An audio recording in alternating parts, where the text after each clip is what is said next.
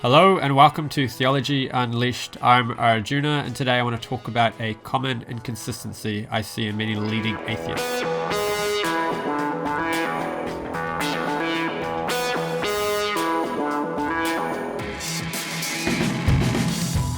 What I'm talking about is the contradiction between the position they claim to hold and the one they actually do hold as revealed by their statements. So we get atheists saying things like this.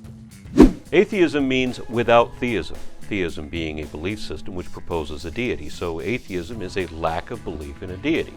It's pretty typical that atheists will claim to hold this position. The problem is that in some cases they go on to say things like this. Everything religion teaches is wrong. Now, this is a pretty extreme example. Usually atheists are not guilty of quite so egregious an inconsistency as this. Here he's saying everything religion teaches is wrong. Perhaps nobody told him that one of the things religion teaches is that God exists. But being that debating atheism is his field, I'm sure he's well aware that religions claim that God exists. So let's go through some Logic 101. If somebody claims that God exists and you claim that that person is wrong, you are claiming that God does not exist. And this is a complete contradiction of his claim to simply lack belief in God's existence. Now, I don't want to be accused of straw-manning atheism. Many atheists are a lot more reasonable in their positions, and I'll do other videos responding to these more reasonable positions. I just wanted to point out the more egregious inconsistencies. So now I'll show an example of Stephen Woodford of Rationality Rules doing a more subtle but somewhat similar inconsistency. Here he suggests that educated apologists are educated idiots. But if you're conversing with an educated apologist... So he didn't say it in the script of his video, he simply slid the text across the screen. But the suggestion is explicit. He's claiming that educated apologists are educated idiots. Now, he can't be claiming they're idiots for some unrelated reason. He's claiming they're idiots because they defend God's existence. He is among the atheists who claim to simply lack belief in God's existence, who takes the agnostic position. If this were truly his position, then he would also be agnostic about whether it was intelligent to argue in favor of God's existence or not. After all, if God does exist, then putting forward logical arguments and trying to convince others that this is true would be an intelligent and worthwhile use of one's time.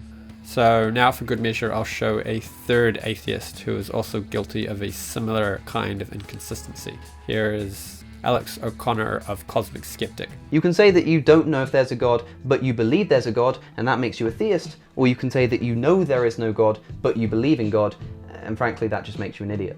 Now, he was saying something a little bit different. He was saying if somebody knows God doesn't exist and believes in him, he's an idiot.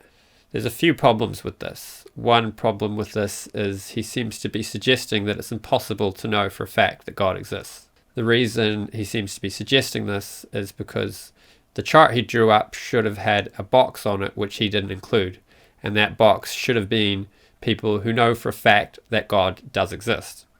Now, I can only speculate as to why he left that box off, but I suspect it's because he thinks it is impossible to know for a fact that God exists. Now, this is philosophically mistaken for a very simple reason. If God does exist, then it's possible to know for a fact that he exists. It's possible because God, being an all-powerful being, has within his power the ability to make himself known. So it's possible that God exists, therefore it's possible for him to make himself known, and there could be some number of people who fit this category, who God has made himself known to.